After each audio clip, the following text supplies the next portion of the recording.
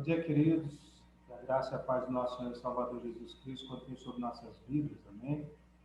Estamos aí na aula da mocidade. Esta é uma gravação da aula que a gente teve feito online. E aí nós estamos fazendo uma gravação dos slides, daquilo que a gente tem tratado, né? As nossas aulas da mocidade sempre aos domingos, às 10 horas da manhã, via Google Meet. Quem desejar pode pedir, né, o link para que a gente possa servir e você participar junto conosco, né? Fique à vontade com relação a isso. A nossa temática, né, nós vamos tratar aí em algumas aulas, é depressão espiritual nesse livro do Dr. Martin Lloyd Jones, né, que tem tratado e tratou há muitos anos atrás, né, essa temática, e depois que ele terminou a sua série de sermões, que foram 20 e poucos sermões, ele é o compilado desse livro. Então, essa é a primeira aula, nós vamos dar um aparato geral das coisas e vamos aí tratar esse aspecto inicial dele de uma forma bem geral, e vamos continuar as nossas aulas aos domingos, e você pode procurar aqui no YouTube que tem aí o conteúdo dessas nossas aulas, né? Para todo mundo conhece o pastor Abinaildo, da Igreja Presbiteriana de Vila Moraes, e esse é um trabalho com a nossa mocidade local e aberto àqueles que desejarem estudar conosco, estar conosco. Uma questão bem sobre o autor, né? De forma geral, Martin Lloyd Jones, nascido em 1899, né, 1º de março, um teólogo protestante, calvinista de origem galesa, que foi influente na ala reformada do movimento evangélico britânico no século XX. Por quase 30 anos ele era o ministro da capela de Westminster, e esses sermões foram sermões que ele tratou lá sobre depressão espiritual. Forte opositor da teologia liberal, que se tornou uma parte de muitas denominações cristãs, considerando-a como uma aberração. Então, ele, de fato, foi uma das pessoas ou das personalidades que lutaram contra a teologia liberal naquela época, né? Depois de deixar a medicina, em 1927, ele se tornou ministro da Igreja Presbiteriana em Aberdeen, no sul de Gales. É considerado um dos maiores pregadores protestantes do século XX. Então, essa é vamos dizer assim, a carta muito simples, porque tem muito mais para a gente entender e saber do Dr. Martin Lloyd Jones, que é bem conhecido no nosso meio calvinista protestantes. O Dr. Lloyd Jones ele faz um apanhado, né, de 24 sermões lá na sua igreja, por ter vivido naquele contexto de pós-Segunda Guerra, começo da Guerra Fria, e eu estava vivendo, na época que eu fiz esses sermões, foi uma época onde estava a Guerra do Vietnã, e pessoas, né, temerosas de começar uma terceira guerra mundial. Estava aquele ato do temor, do medo, e os cristãos e também as outras pessoas estavam entrando numa enfermidade espiritual ou emocional, né? Uma depressão com relação a tudo que ia viver ali, etc. Então, o Dr. Lloyd Jones ele traz esses sermões na sua igreja, já pensando nesse contexto aí. Nós vamos ver essa consideração geral desse livro por completo, né? É como se fosse um resumo dele, o Salmo 42, o versículo 5. Por que estás abatida, ó minha alma, e por que te perturbas em mim? Espere em Deus, pois ainda o louvarei pela salvação da sua face. Então, Lloyd Jones ele traz aqui algumas considerações, né? Primeiro, Salmos é o livro dos cânticos de louvor e orações do povo de Israel. E, por esse motivo, eles contêm os sentimentos diante das circunstâncias de vida do povo, emoções, anseios e sofrimentos. Essas características tornam os Salmos uma fonte constante de conforto e encorajamento, né? Está errado, um encorajamento para o povo de Deus em todos os tempos. O Salmo 42:5, ele traz o que para a gente? Ele traz uma pessoa, ou o salmista, aí, Davi no caso, uma pessoa infeliz e perturbada. Salmo 42, por mais que está aí o texto, né, a temática em cima dizendo que Salmo dos filhos, aos filhos de Corá, né, ou de Coré na sua Bíblia, mas é um salmo de Davi. 42 e 43 estão aí ligados, justamente quando a gente olha esse coro aí, desse versículo 5, 11, né, e no Salmo 43 também, a gente vai encontrar a mesma coisa. Uma pessoa infeliz e perturbada, impedida de se unir ao povo na casa de Deus para adorar, cercado por diversos inimigos intentando contra ele, um investimento de muitas pessoas para deprimi-lo. Davi estava fugindo de Saul, né, tinha fugido, estava exilado agora, e uma das coisas que ele mais desejava e apreciava mais que todas as outras questões era estar na casa de Deus para prestar culto. Agora ele estava impedido, ele estava fugindo por conta de tantas maldades que Saul estava cometendo com relação a ele. Então, uma situação de alguém infeliz e perturbado, alguém que enfrenta, mas também alguém que enfrenta a situação numa luta contra si mesmo, firmado na rocha verdadeira.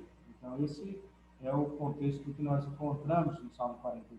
Então, o que a gente pode enxergar nesse aspecto? Depressão espiritual, as causas, a maneira de tratá-la, o que traz aí o livro dele. Toda a Escritura traz situações dessa temática no Antigo Testamento e no Novo Testamento. Então, nós vamos ver aqui nessa exposição nossa, nessa aula, o que a Bíblia ensina sobre esse assunto, quais as instruções de exemplo na Bíblia de como superar, o que Deus orientou a elas que fez diferença para a cura, a importância de olhar os exemplos com os olhos do que as Escrituras ensinam como Deus tratou para cada um no momento nebuloso da depressão espiritual.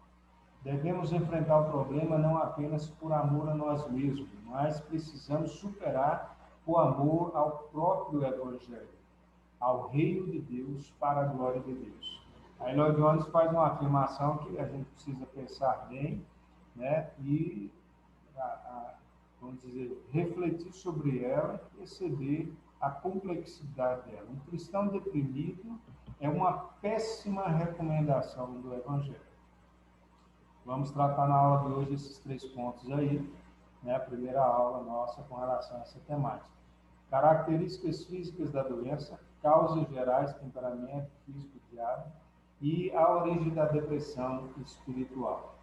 Quadro geral, salmista no Salmo 42. Ele apresenta uma face triste, abatido, perturbado. Então, quando ele traz esse aspecto, ele traz abatido a minha alma, e porque te perturbas dentro de mim, espere em Deus, pois ainda louvarei, o qual é a salvação da minha face e o meu Deus.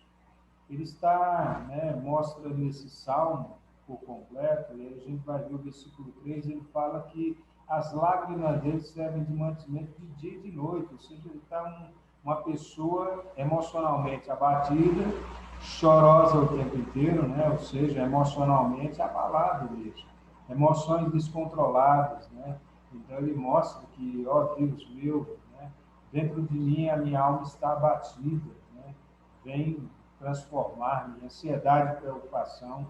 Quando entrarei e me apresentarei ante a face de Deus, né? Aquele anseio, aquele temor, quando isso vai passar, quando vai mudar essas coisas. Então, alguém que estava passando, de fato, por um momento difícil.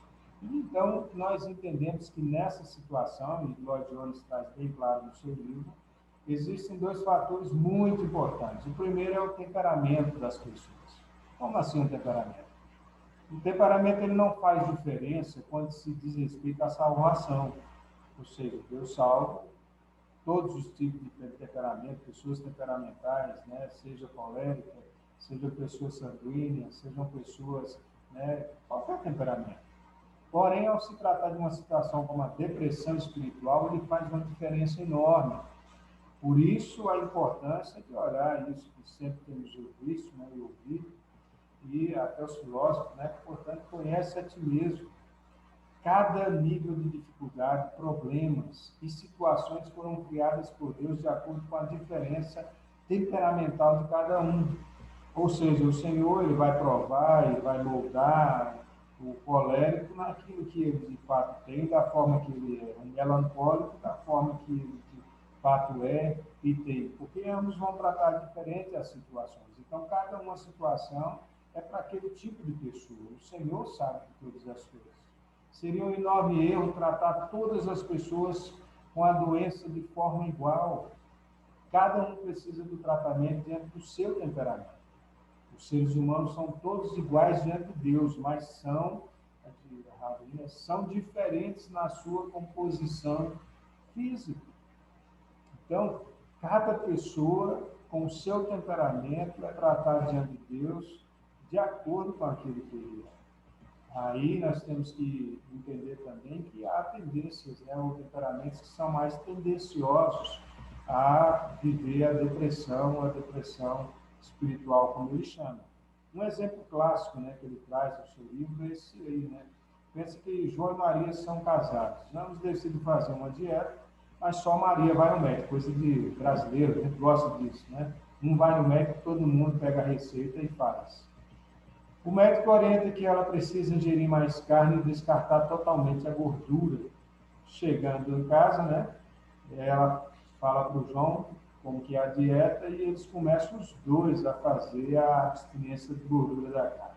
João, com o tempo, começa a se sentir mal e depois de muitos dias decide ir ao médico. Descobre que ele precisa da gordura da carne e baixar a proteína animal, ou seja, deixar a carne um pouco de lado. Então, pessoas diferentes. Mas vejam, a gente costuma fazer isso, né, sempre, né? Alguém vai lá e se consulta com relação a uma dor que ele tem e o outro pega a receita e bebe, né? Ah, não, também estou sentindo essa dor aí.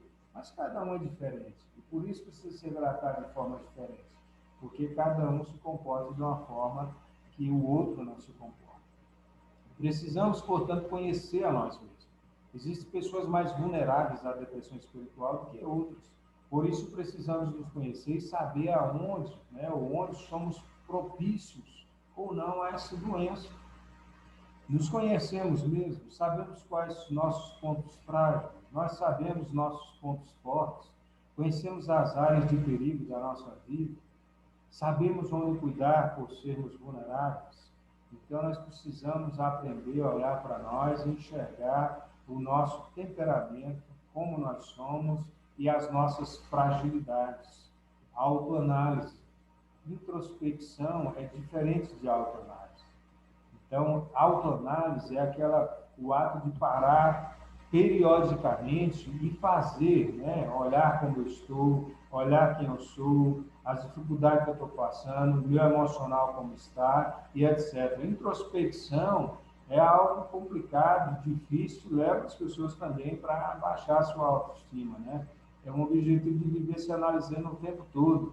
São pessoas que todo momento, em toda situação, qualquer coisa que fazem, eles estão, né, se analisando, pensando se foram bons ou não. Isso é ruim, que leva a pessoa a viver introspectivo. Moisés, o homem mais manso sobre a terra, foi desafiado no seu temperamento, que não conhecia, e se irou, causando mal. A gente conhece bem a história, quando ele estava no Egito e sai para dar uma volta e vê um egípcio, né, batendo, espancando um hebreu. Então, ele não se conhecia. Outro fator que a gente precisa ter cuidado são as condições físicas. O físico nos torna vulnerável. Charles Spurgeon, um dos maiores pregadores aí, eloquentes, né, que a gente conhece, sofria com aspectos depressivos constantes em sua vida. Ele sofria de gota, né, nós conhecemos a enfermidade, inchar os pés, né, circulação e tudo mais, e isso o deixava vulnerável. Uma pessoa enferma com a doença que causava cansaço, esgotamento, estresse e outros tipos de doença que deixam vulneráveis. Então, você pensa, uma pessoa temente a Deus, coração dedicado ao Senhor, mas que era meio depressivo, né? Ou sempre estava lutando contra os aspectos depressivos da sua vida, porque tinha uma enfermidade que o fazia se sentir para baixo constantemente, né? não se isola o físico do espiritual, visto que nós somos corpo, alma e espírito, para os tricotomistas, né? Para os dicotomistas, alma e espírito, mas vamos pensar isso em olhar para essa questão teológica, pensar que, de fato, nós temos que sempre pensar que nós não podemos separar os aspectos físicos, aquilo que a gente passa, né, e que o nosso corpo sofre, sente, com as questões emocionais que a nossa alma, nosso espírito, né, ele absorve também. Então, a pessoa fisicamente ruim, ela tem tendências a estar também com o seu emocional ruim. Então, dependendo do seu temperamento, pior ainda. Então, tem que ter esse cuidado de olhar se, às vezes, né, as condições físicas que estamos não estão nos levando a sentir mal, né, e a passar por essa questão. Reação ou reações a uma super experiência emocional também, né? Nosso físico reage às nossas emoções. Então, são pessoas, o Lloyd Jones ele chega a dizer nesse livro, né, que ele fica muito preocupado quando alguém na sua igreja, naquele período lá, chegava para ele e dizia assim: eu vivi algo tremendo do Senhor, que foi muito bom, uma experiência e tal, e ele ficava, ele dizia que dava mais atenção para essas pessoas, porque ele temia, depois que vem esse aspecto emocional, no corpo ele pode apresentar alguns sintomas, né, nesse aspecto aí de passar aquilo tudo e sentir, e aí entrar talvez numa depressão. Exemplos aí na Bíblia, apenas dois, né? Elias, depois de passar pelo Monte Carmelo, né? Quando chega lá, os 450 profetas de Baal, e ele faz aquele feito, ele não Deus, né? Mas eles vê o Senhor através dele, né? Vencer todo aquele momento, uma experiência emocional imensa, e depois que passa, ele está embaixo do rio, pedindo a morte, depois ele está na caverna, depressivo. Então, depois de uma experiência muito grande, emocional, as pessoas que têm tendências à depressão espiritual, à depressão, elas têm que ter cuidado, porque geralmente depois vem no seu físico, né, as reações disso tudo. Abraão, né, depois de estar destemido na luta contra Gomorra por Ló, né, ele cai numa depressão, e o capítulo 15 de Gênesis diz que o Senhor para, né, tratar isso dele, porque ele foi até Ló para salvar Ló, e tem toda essa emoção do momento, e aí depois ele fica para baixo, e o Senhor precisa chegar para ele, tirar ele da tenda e dizer: olha para as estrelas do céu, olha para a areia, né? Olha como é que eu vou fazer com você. Então, são pessoas que depois de um momento emocional muito grande, aparentam ou apresentam no seu aspecto físico, né, essas questões aí de sentir e de cair em uma depressão, óbvio, pessoas que têm tendência a isso. Então, nós precisamos olhar sobre essas questões. Às vezes, né, uma bênção muito grande, como alguns falam, algo muito especial, que mexeu com o emocional, e aí logo depois a gente vai sentir isso no corpo e a gente tem que estar preparado para isso. E o diabo, ele vive ao nosso derredor, em busca de uma fraqueza de temperamento físico ou emocional para causar um distúrbio. Então, ele aproveita esses momentos. Ele está ali esperando só a gente, né, começar a se sentir muito mal, para ele vir e nos atacar. É a função dele, para que ele, né, vive, né, para tentar nos derrubar, nos deixar ruim. Então, nós temos que ter cuidado com o nosso temperamento, enxergar, saber quais são os prós e os contras do nosso temperamento. Quem não sabe enxergar isso, precisa descobrir, né, fazer uma análise, né, tem mecanismos para isso, para saber qual é o seu temperamento. E dentro do seu temperamento, quais são os perigos de você, né, viver, né, emocionalmente. Então, perigo de cair numa depressão, vamos dizer assim, de começar a se cobrar demais, ou então de começar a se martirizar demais. Questões temperamentais, você tem que se conhecer. E as questões físicas, às vezes por impedimentos físicos a gente fica, né, muito ruim, e aí começa a ficar mal e esquece que Deus está no controle de todas as coisas e que não podemos, de fato, cair nessa depressão espiritual. Em suma, a causa de toda depressão espiritual é a incredulidade. Isso que ele defende é muito sério e a Bíblia traz a base para isso. Mas por quê? Como assim? Todos os casos que podemos ver na Bíblia, as pessoas frágeis, mentalmente falando, ou fisicamente, foram induzidas pelo diabo a gerar incredulidade sobre a eficácia do Senhor em zelar de nós. Se não fosse a incredulidade dos nossos corações, nem mesmo o diabo poderia fazer algo para causar danos emocionais a nós.